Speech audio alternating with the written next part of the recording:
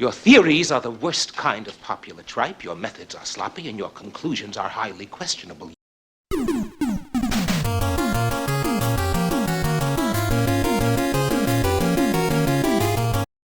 Alright, so trying to get the dungeon crawl experience maximized for this format. Now, before I was talking about how to get into this game, and I'm kind of like explaining it as it goes. Is it too loud, or is it at an okay volume? Alright, so I'm doing my traditional O to explore, auto explore, and looking around for too loud. Okay. So what I can do then is turn it down.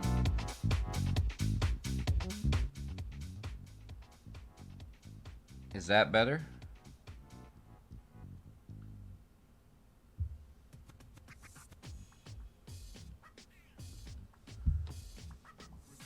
Is that even noticeable? All right. So this gecko was asleep, you know, just completely failing his role as defending Zat's, you know, place. But he woke up. Eventually he heard me. Now, let's talk about this. In this game, you need to eat. If you don't eat, you will die. One of the many ways. Okay, so I'll turn it back up just a little bit then. Like, I'll nudge it like to there. Okay. So you gotta eat. So what you do is you stand on a corpse after you've killed it, and providing it does give you meat, you can push the C button to chop it up.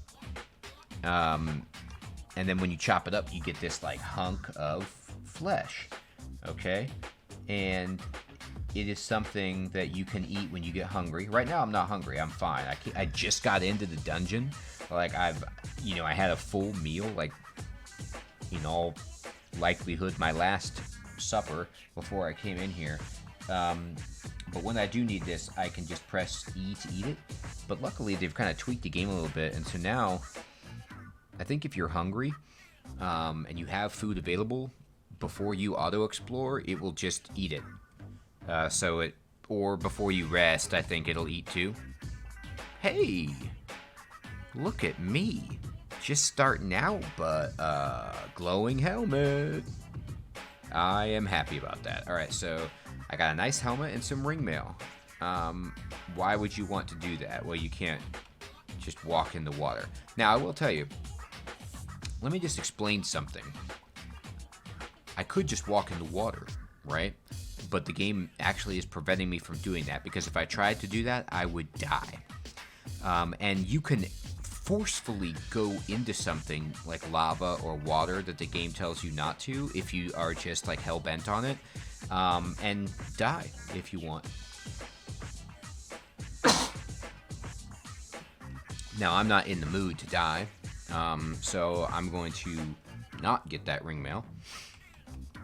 You could cast levitate or use some other means of like jumping or flying to get that if you wanted, but I'm not that guy.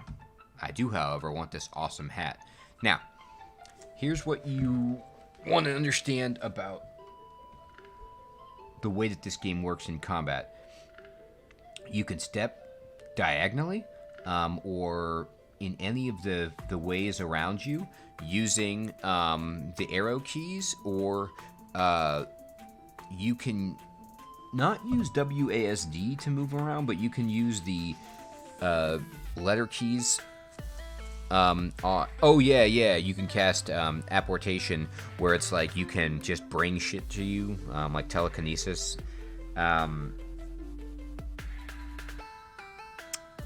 But Trog no likey, no telekinesis, don't do it.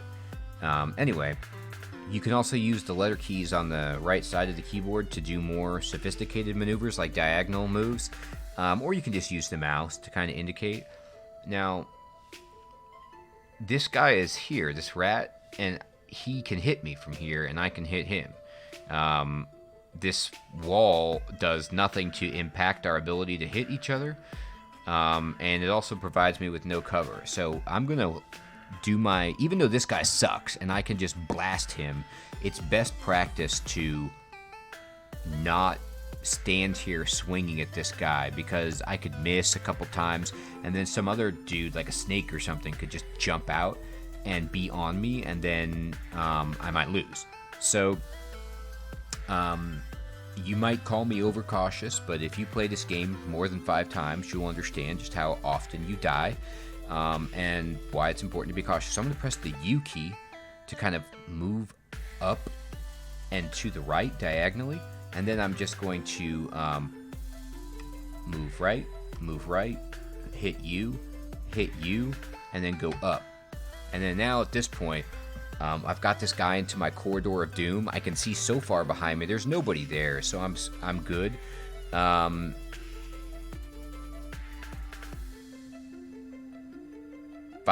What's 5? The rest key?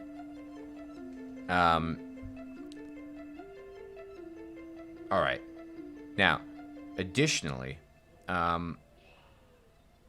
what you can do here, you can press towards the enemy to attack them, so I could press down, boop, but it's like, you see here I missed, right? And so I would just be standing out there, but I'm going to press the tab key.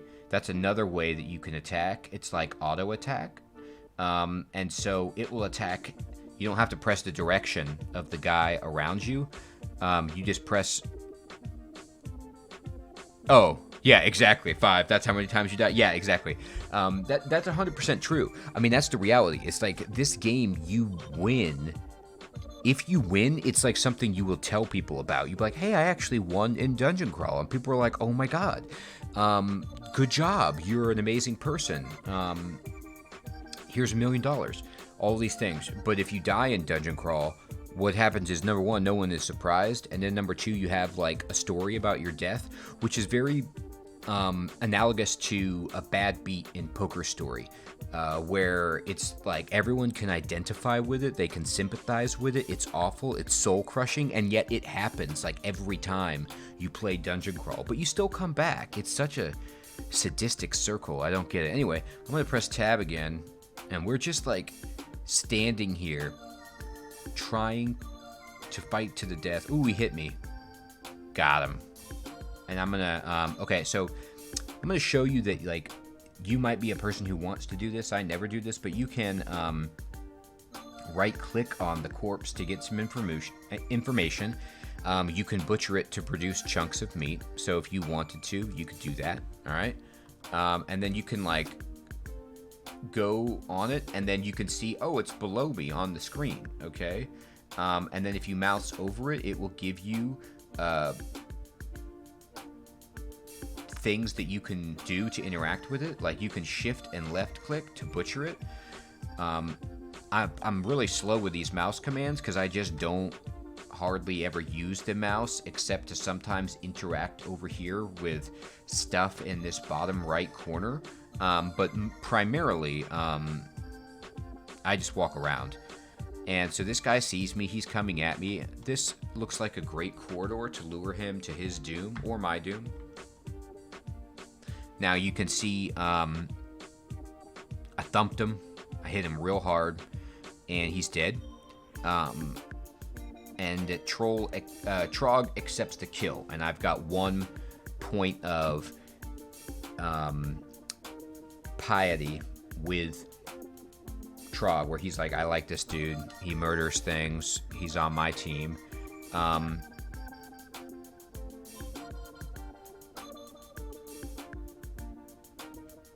Now, I'm just showing you, if I push the A key, it shows me like what invocations I have, what god abilities I have. And Berserk is the one that I have right now. You can always renounce your religion at any time. Just expect punishment, especially if you've progressed far along with that god. They might get angry about that. Who wouldn't? But berserking cost me no MP, which makes sense because I have only one, and Trog hates magic. But it does make me hungry to do it. And then whenever I have to go berserk, I'll show you all the other crap that comes along with that. But generally, it's a good idea if you've got yourself in a good position and there's no way out, like nothing else to do. But man, this bat, like I'm trying to swing my mace, my big hammer at it, and it's making a mockery of me. Now I've leveled up. Okay, now I'm going to show you, I'm going to go back to my skills and just kind of remind you of what's going on with my training regimen. I'm double training mace and flails, and I'm training fighting and armor, and that's it. Now, I leveled up, which gives me more hit points. I got another magic point as well, and depending on your race, it will raise one of your stats, sometimes more than one of them, but it will tell you if that happens at the bottom. So like right now, it's not telling me that, you know, I did anything great. I get nothing because I'm a human, and humans are not very good, but I level up quickly. Now, you can see that there's like a little bar below my character that indicates both my magic points and my health. And the red is kind of like how much health you're missing out of your maximum. And my blue bar is full because I'm at full magic. But you can use those, or if you want more accuracy, which you probably do, you look up here to get your health information and your magic information.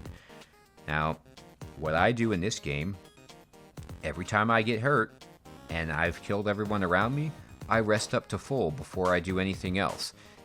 It may seem like overkill to you, but it's basically just the way you want to play. There's no reason to walk around with less than full health unless you want to die even faster than you already will. So, a couple of things I want to show you there. I pushed the 5 key to just, what that does is it just rests, it just waits. And what it does is it automatically rests until either you see an enemy, or your hit points get charged up all the way, which is where I'm at. You'll also see that over time, the meat that you have will deteriorate. So food is kind of a nightmare to keep track of, but there's other food like this bread. Whoa, look at this. Fading at the edges, clear on the snake pits. Yeah, that is, he's quite deep in the game. He's in a dungeon branch. Maybe we'll get to a dungeon branch with this run, or maybe we'll die on level 3 to Sigurd. I don't know, or Sigmund. We'll see. Now, I want to talk about the fact that this bread will never rot. You can pick up certain types of food that will never go bad. So like fruit, vegetables, bread, honeycombs, stuff like that. It's awesome. It never goes bad. So that's fantastic. It does take up inventory space, which is kind of a bummer later in the game. Now, but you can create a stockpile where you just like drop your gear that you want to keep for later, and it'll just, you know, wait there for you to come pick it back up. I have this helmet. It's glowing, which I'll right click on it. Okay, so it's a glowing helmet. Its base armor rating is 1, meaning that it will improve my armor class. All rations stack on 1 slot now? That's cool. Okay, that's a little bit tidier of a inventory management situation. I'm happy about that. Base armor rating 1, which means that it will improve my armor class right now by 1. Now, if I get better armor skill, I could get more rating from that.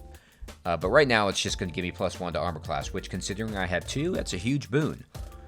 It can be maximally enchanted to +2. So all helmets that are not artifacts can pretty much only get up to +2 in defense. But, you know, that's still good. Now, this is magical, so it's like I could just put this on. However, I don't know what this item does. And that's actually very important in this game because the crawl giveth and the crawl taketh away. And what I mean by that is this glowing magical attribute of this could very well be a bad thing. It could be cursed. It could be a cursed -2 helmet. And then if it's cursed, that means I can't take it off without uncursing it. And I have no means to do that right now. And so it's actually, now this is a playstyle thing. I will say for me, I know they are safe to wear. I'm just being really, really cautious. I'm not going to put this on until I either have a scroll of remove curse or I have an identify scroll and I can use it. That's just me. Now, some people are like, it's so early on in the game, who the hell cares? If it's cursed, let's put it on and just take that risk. And then if it sucks, I'm going to die and start over anyway. But I'd rather have the risk reward of a benefit right now. But for me, I don't need it. Like I can be patient because I'm Trog and I can go berserk, and that's going to get me out of most situations. Now, here's another thing. Okay, I'm going to pick up these stones. Okay, now I pushed a G key, by the way, to just pick stuff up on the ground, or you can use the mouse. Now I'm going to show you that in my quiver now, which is marked by D here, I have 14 stones. What that means is I can throw these stones. I don't have like a means of, yeah, Fading at the Edges is saying he drinks mutation pots. Yeah, and like, so some people in their gameplay style are just like okay with the swings of the game. It's a very swingy game, and the upside of getting a positive mutation or getting something good is so worthwhile that why not, right? There's so many other things that are out there that could kill you. That's fine. I like to, I'm much more methodical and cowardly in my approach. And so emphasis on cowardly. I don't really mess around with that too often. So my playthroughs are more consistent probably, but have less chance for success overall. Now, I don't know. That's a tough argument to make, but either way, I don't have like a sling or anything to launch these stones with, but I can just throw them. And if you want to just like throw stuff, that's true, but I also play a very overpowered like style of sword and board. I think the game is probably easier doing that than casting. I don't know though. Now, if I push F, you'll see that like I can throw this thing. And then I can start to move with the arrow keys, and this yellow shaded box is highlighting the path of my projectile, and then the box with the 4 yellow corners indicated is where I'm going to throw it to. And then I can move this around in anything in my line of sight, and if I move out of my like where I can legally throw something, it's like, hey, it's going to hit a wall, you can't go there. It just turns into this red X, like you can't hit that. But anything in my line of sight that I can hit, I can throw it like this. And if I push F again, I'll like throw that rock, and you see me throw it. That can be really helpful early on in the game if you want to just like get in some early damage. If you're a melee person and you want to soften somebody up before they get at you, it's especially good if you have javelins or throwing axes or some other better throwing item.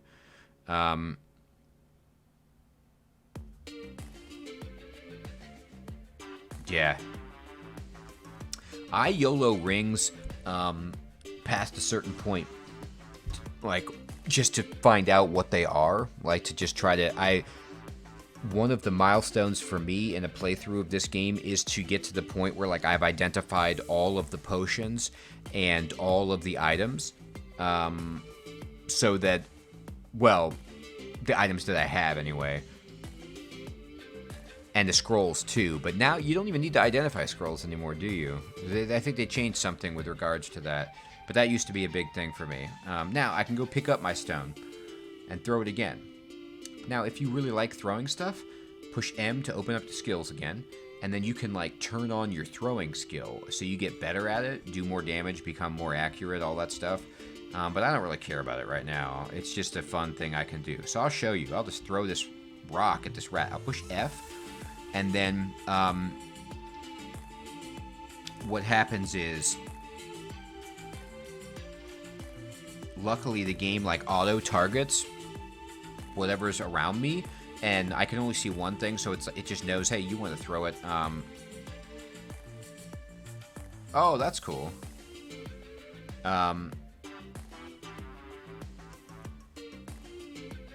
So scrolls do not self-identify, so you still have to go through the process of figuring out what they are. Anyway, I can throw this rock, and then I'm now targeting the rat, and if I push F again, it'll just try to throw it at it, and I missed. And now he's up in melee range. Now, I could attack him. I could move toward him by pushing the N key and just swing. I'm going to push tab.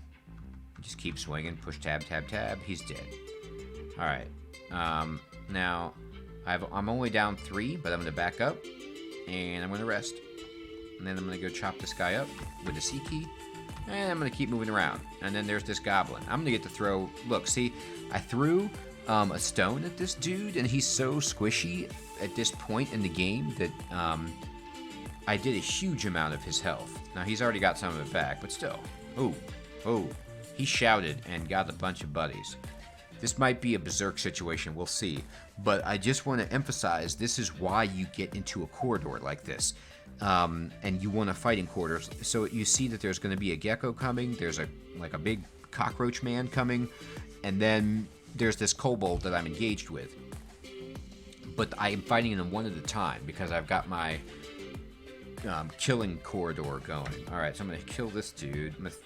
I have an open opportunity to throw it at this guy. I hit him, but I did no damage, so that's bad. Okay, so they're all dead.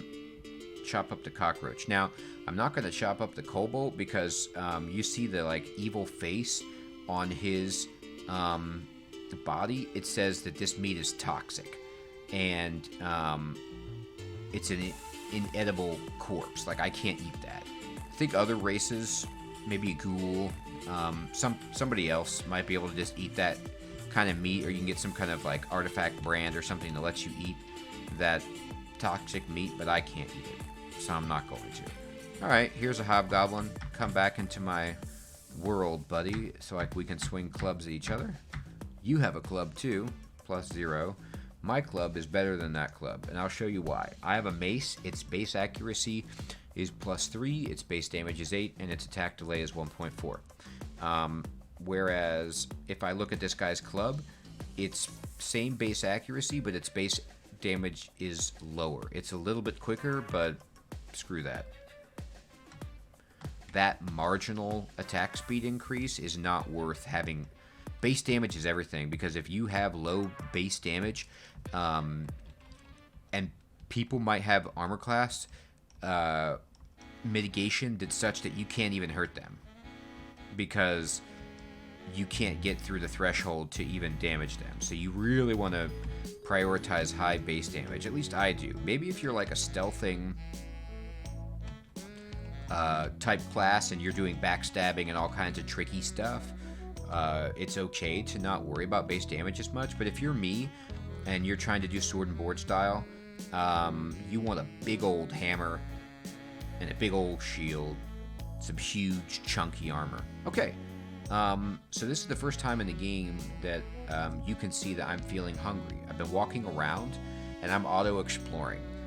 Remember, again, people who are much better at the game than me or are trying to go fast to preserve hunger, or they just like to play that way, will not be auto-exploring every floor. But I always like to just explore every single floor that I can get to help control the difficulty of the enemies that I encounter, and also not to miss anything valuable. But it does mean that I go through a lot more food doing that. Now, I don't have to worry about food really that much because I'm just hungry. But if I were starving, then I would eat my bread.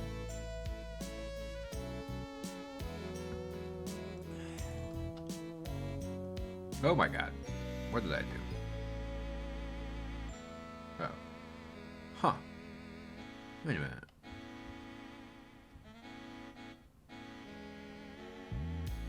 Wow. Okay, I'm not used to this. Alright, so I'm doing some advanced keyboard commands, and I say advanced, I mean they're 2 keys and they're basic, but what I'm doing is I push Shift X so I can like search the map of the floor that I'm on, and then I push Shift and period to get the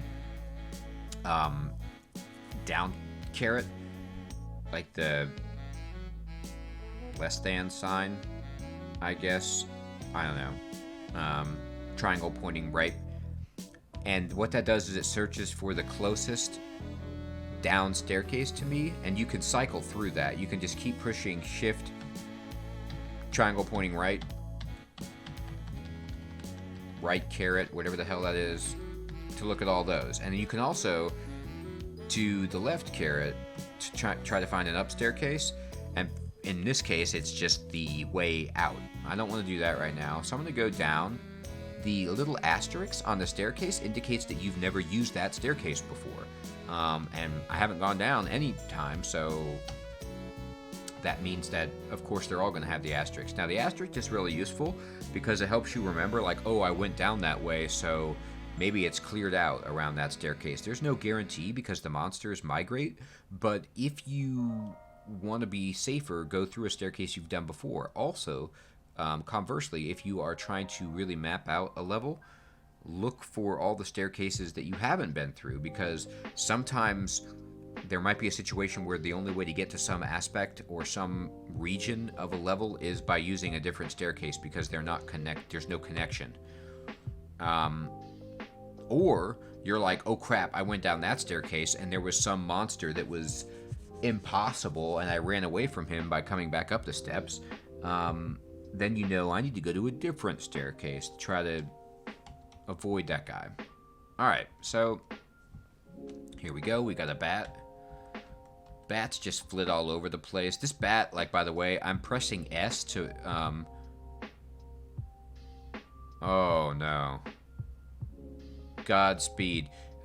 So, Fading Edges is saying he's in the Elven Halls. The Elven Halls are one of the hardest places in the game, at least in my experience. But the first floor is, like, pretty reasonable. You can do okay there, if you're high enough level. But he fell through a pit and got deeper into it, and so he might be fucked, is how that goes. And that's very common in this game. You could fall through a pit and just be like 5 floors lower, and then the enemies are way too hard, and you're just scrambling trying to find your way back up. Good times. So I'm pushing S to wait so that this like bat will move into melee range with me and not get a free attack on me, but because he's so damn fast, he's able to swoop in and then hit me and swoop back to his square. So I'm just gonna step back. He still gets an attack on me because he's fast as crap, but now he's on me and I can swing my hammer and rock him. Alright, so here's a worm. Okay, so this dude is actually pretty tough.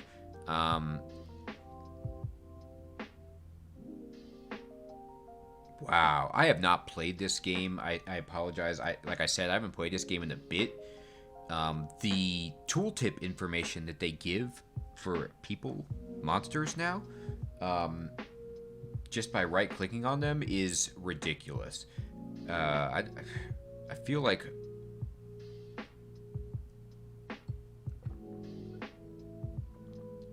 Wow.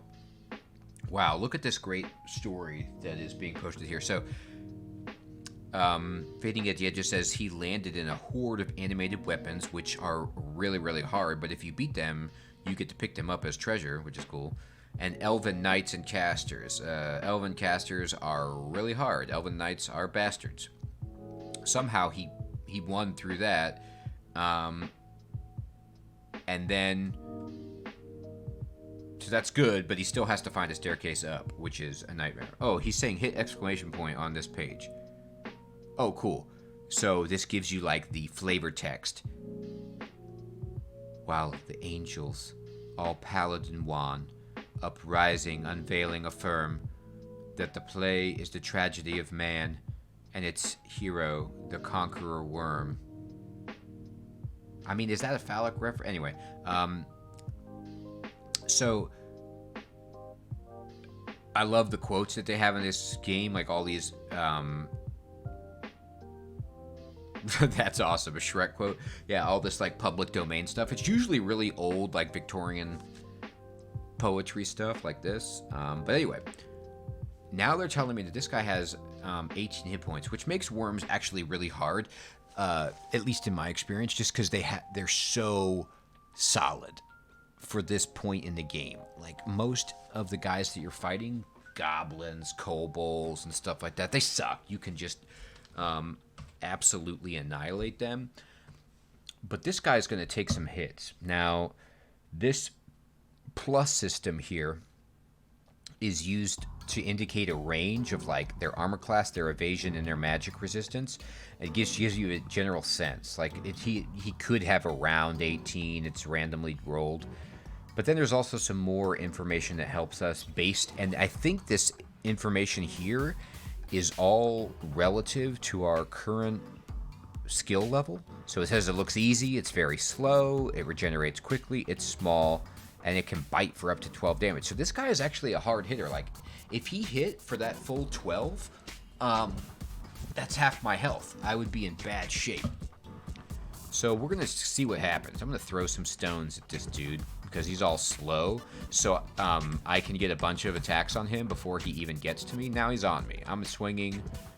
I hit him. Now, one thing about this game, I'm not sure if I've adequately explained this yet. I can see my own health and know the exact numbers, and I can right-click on him, but it tells me his max at HP, not his current HP. And then the bar on him isn't the best indicator, and you get this very, not completely vague, but rather ambiguous descriptor for his health level. It's moderately wounded, so you don't get to see the numbers right now. Interestingly, you do get to see the numbers when you die. Like, they'll tell you exactly, like, you were hit by a crystal spear for 60 damage from afar by some asshole caster, or something like that, and you'll know what hit you. But most of the time, it'll just be like, you were blasted by some jackass. So anyway, you kind of have to get used to the fact that you don't know exactly how many hit points you have. You just have a sense of like, but you do know the information you're privy to is your own health. So keep an eye on that. Now the worm is severely wounded. He went to red, right? So the text kind of shades from like gray, meaning like no effect, and then yellow is like, you're doing it, and then red is like real, the lighter red is real bad, and then the big red is massive. There's just degrees. Anyway, I've gone to level 3, which means that it looks like I'm going to get a choice on what stat I want to raise here. Whenever it says more, when you level, it means like, hey, your attention is required, something's going to happen. So it says your experience leads to an increase in your attributes. And which one would you like to increase? Now, again, you can click on you can get all kinds of in-game information about your stats and what they do, and you can also supplement that information with the wiki to really get a feel for what people's opinions are about like what you should be raising, what it does for you.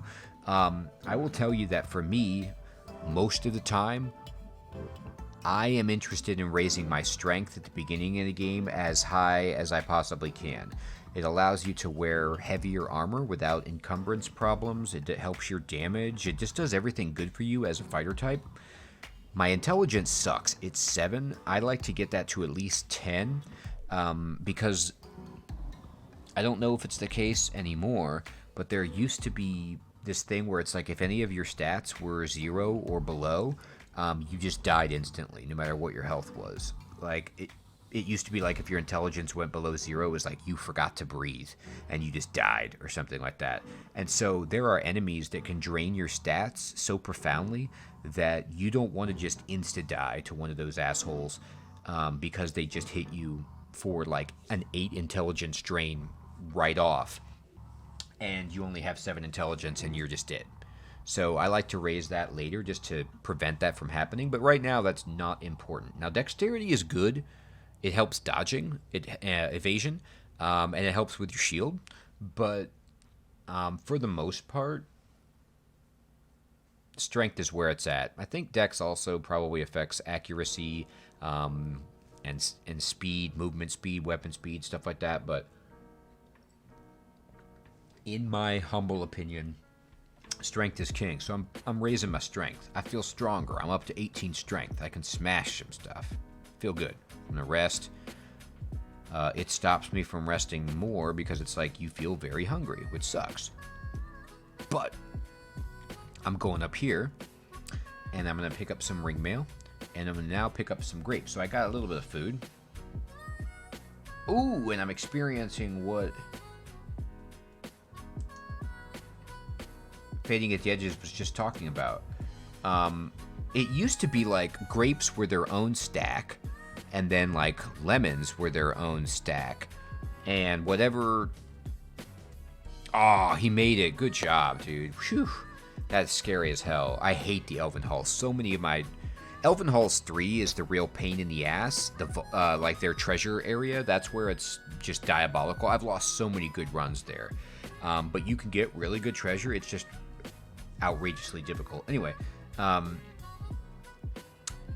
it looks like, Saint, do you know, does all food eat for the same amount of sustenance now? Like grapes used to be turds. You know, like you'd have to eat 20 of them to raise up your... Oh, wow, there's no E3 anymore? So then his situation was much more dire than I thought. So there's just a treasure room in E2. Okay. But now it looks like all of my rations might give me the same amount of food. So that's really nice. That's a generous thing. It used to be like you could get something like a grape, and it would do nothing for you. But if you get a big slab of meat or something, you were like in Fat City. It was the best day of your life. Anyway, now I've got some food. I also picked up some ring mail. Now, there really is there's no brand on this, but this could still be cursed or, you know, but I'm going to put it on. And let's watch what happens. First of all, whenever you want to equip something like armor, make sure that you are safely tucked away, because it takes turns, game turns, to take off your armor and put new armor on, especially if you're wearing like full plate, and you can be in a situation where you're nude and your junk's hanging out, and like you're trying to, you know, put your plate armor on, and then like, you know, an ogre just comes around the corner and is like, hello, naked person, and one-shots you because you have no armor class benefit. Or you like spend combat trying to put it on, and just they are swinging at you mercilessly while you waste turns doing that. It sucks. So I'm going to be protected and put on my ring mail. Now I could right click on this and just get the information. It's like, hey, this is base armor class 5 with an encumbrance rating of 7. Oh, they'll self-ID their benefits and curses? That's great. That's great. That's eases up on the Identify Scroll. The Identify Scroll was like one of the most premium items throughout the game because of that. Now, it also is going to tell me if I wear this armor, it's just going to give me 5 armor class. So I have a 2 armor class, so that's tremendous. And then this has... The animal skin has no encumbrance rating, but it's only going to give me a 2 armor class. However, if I put this ring mail on, watch my evasion. It goes down from 12 to 11. So what that means is my encumbrance is being impacted because this ring mail is heavier, and my dodging ability is hurt. But it's really hurt by very little, and armor class... for the way I play, is way more important than dodging. Dodging is still pimp. It's like amazing. I think you just completely avoid damage. But the way that it used to work is that your base armor class was just a flat subtraction from the incoming damage that you were going to take. So it really, really helped you from getting hit. And you're going to get hit. Now look at this situation. I'm fighting a snake. I'm not in a really good spot to do that because people can like move through this adder and go adjacent on me and be flanking me, but there's nobody that I can see, so I'm just going to stand here and not waste a turn, but he's poisoned me, which blows. And I'm very hungry, and I'm down to 29. So I'm just going to be very cowardly and use this as an example of showing you Berserk. Because I don't want to get any more hungry, because after a certain level of being hungry, you can't Berserk anymore because you're too hungry, because Berserking costs you hunger. So I'm going to push A, and then push A again to go Berserk. You'll see that the entire screen has now turned red. I'm starving, which blows, but I'll handle that after battle if I survive. I'm more poisoned, which sucks, but I'm Berserk, which means that my strength has gone up, my hit points have gone up, and my attack speed also has been increased. So I'm just going to swing at this guy, and now he's dead. Okay, so I'm starving, and I'm really poisoned. So I'm going to move over here, and let's talk about what happens when you're no longer Berserk. So I lost my Berserk, and while you are recovering from being a killing machine, you are slowed. You can't go Berserk again, and I'm also starving. So I'm going to push 5 to rest. Now, you're too hungry to rest, okay? So it's not going to let me rest until I eat. So I'm going to push E to eat, and it's like, which one do you want to eat? And I'm just going to push the keystroke that you press to use this item is indicated here. I could just mouse click on it if I want, or I could just press C. And I'm going to push C. You eat one of the 2 rations. It really hit the spot. So I'm no longer hungry, but I'm just going to keep resting until the poison wears off. Now, unfortunately, there's actually the possibility there that that poison didn't wear off in time, and I could have died. I have no way of curing poison at all, and I have no abilities that would do anything about poison. So that's just the breaks with poison. But generally, early on in the game, that's not going to kill you unless I was much lower in health. That's why one of the things that I just kind of want to emphasize is you want to go Berserk sooner rather than later, because you could get to a point of no return where it's like, yeah, you went Berserk and you killed the dude, but now you're poisoned, and you're too far down in health and you're about to die. So you want to go Berserk early so you can kill the guy before you take too much health. That's at least my experience. All right. Now, let's also look at what has happened. I'm no longer slow, and I can go Berserk again if I want. So my oh shit button is back online. Here's poison darts, which are awesome, but I don't think that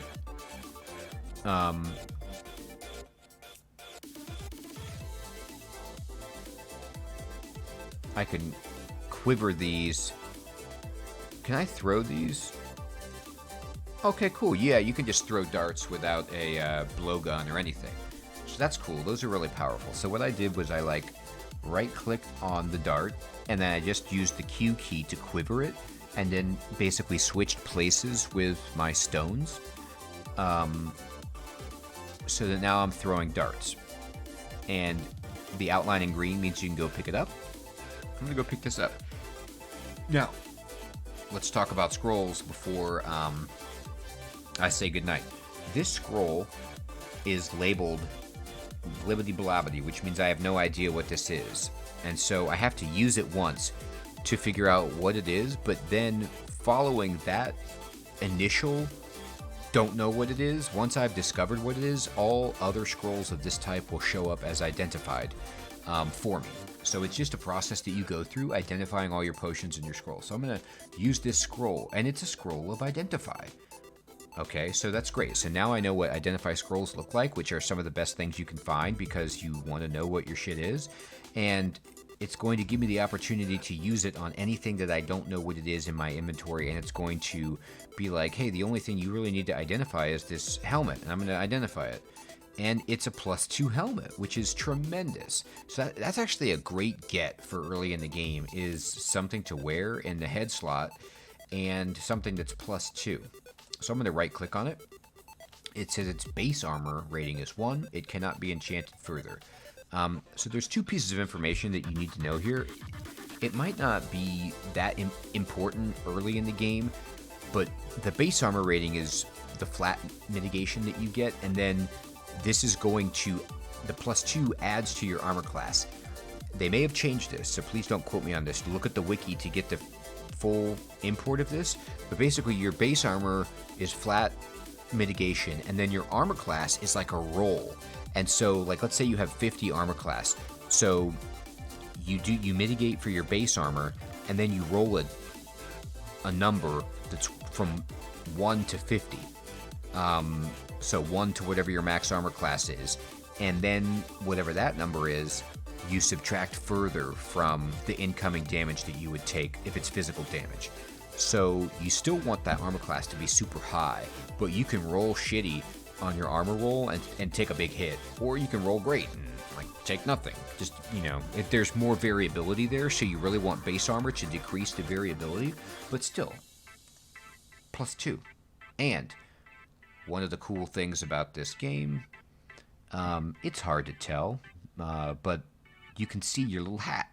Like, I'm wearing this cool hat, and the graphic has changed. See, here's me, no hat. You can see my hair. Hey, I'm a human. And then, hey, I got this helmet on. So that's just one of the fun little things, is they have a different animation for that. So I think now that I've got a helmet, I've got some poison darts to throw at people.